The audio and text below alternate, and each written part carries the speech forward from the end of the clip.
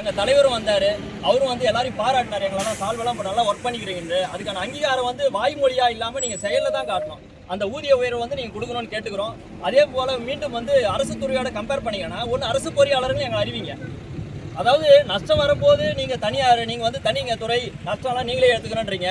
வருமானம் வரும்போதும் பேர் வரும்போதும் அதாவது 100 யூனிட் ஃப்ரீ கொடுக்குறோம். உற்பத்தி நிலையம் வந்து இயங்காது இருக்கும்போதும் தலைவரெல்லாம் கண்டினியூஸாக ஃபாலோ பண்ணுறாரு. சீஃப் இன்ஜினியர்லாம் நைட்டு பகலாக தொல்லை பண்ணி இங்கேயே எல்லாம் 3 நாளெல்லாம் வீட்டுக்கு போகாமல் இருந்து எல்லாத்தையும் அவங்க பணிகளை முடிக்கிற வரைக்கும் நீங்கள் தொல்லை பண்ணுறீங்க. அப்போ பாராட்டு வரும்போது இது அரசோட அரசு செய்த சாதனையாக சொல்கிறீங்க. அதே வந்து இதை வந்து வேற ஏதோ ஒரு கான்ட்ராக்ட் ஏதோ உள்ள வந்து அவர் நஷ்டத்தை ஏற்படுத்திட்டு போறாருன்னா அது வந்து பொறியாளருடைய காரணம்னா எப்படி எங்களால் ஏற்றுக்க முடியும்னு தெரியல. ஒன்று மின்சார வாரியத்தை வந்து சர்வீஸ் பேஸ்ட் ஆர்கனைசேஷனாக சொல்லுங்க, இல்லைன்னா ப்ராஃபிட் பேஸ்ட் ஆர்கனைசேஷனாக சொல்லுங்க. ப்ராஃபிட் பேஸ்ட்னா அப்போ நஷ்டத்தை நாங்கள் ஏன் ஏற்றுக்கணும்? ப்ராஃபிட் நஷ்டத்துக்கு ஏன் ஏற்கணும்? இப்போ வந்து இன்னைக்கு ஒரு யூனிட் வந்து இங்கே பார்த்தீங்கன்னா எங்களுக்கு ஒரு 5 ரூபாய் உற்பத்தி காஸ்ட்டு. இந்த யூனிட் ஓடலன்னா 27 ரூபாய்க்கு விலையே வாங்குறீங்க. அந்த யூனிட் ஓடலன்னா 27 ரூபாய்க்கு வாங்குற நஷ்டம் வந்து பொறியாளர்களும் அலுவலர்களும் தொழிலாளர்களும் ஏற்றுக்கணுன்றீங்க. ஓடும்போது 4 ரூபாய்க்கு உற்பத்தி பண்ணும்போது எவ்வளோ மில்லியன் யூனிட்ஸ் வருது, எத்தனை கோடி உங்களுக்கு நஷ்டம் லாபம் வருது. அதையே வந்து வாரியம் வந்து கன்சிடர் பண்ணி எங்களுக்கெல்லாம் ஊதிய உயர்வு கொடுக்கக்கூடாதுன்றதான் எங்களுடைய நியாயமான கோரிக்கையாக இருக்குது.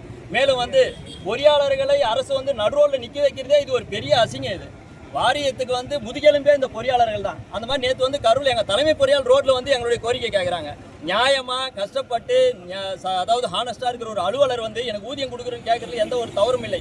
வேலை செய்ய எப்படி நாங்கள் வந்து உரிமையாக வேலை செய்கிறோமோ இரவு பகலாம் அதே மாதிரி உரிமை எங்களுக்கு இருக்கிறது. வாரியமும் தமிழக அரசும் செவிசாய்த்து எங்களுக்கான ஊதிய உயர்வை பெற்றுத்தரும்படி கேட்டுக்கொள்கிறோம். நன்றி, வணக்கம். பேர் சம்பத்குமார், நம்மளுடைய தமிழ்நாடு மின்வாரிய பொறியாளர் கழகம்.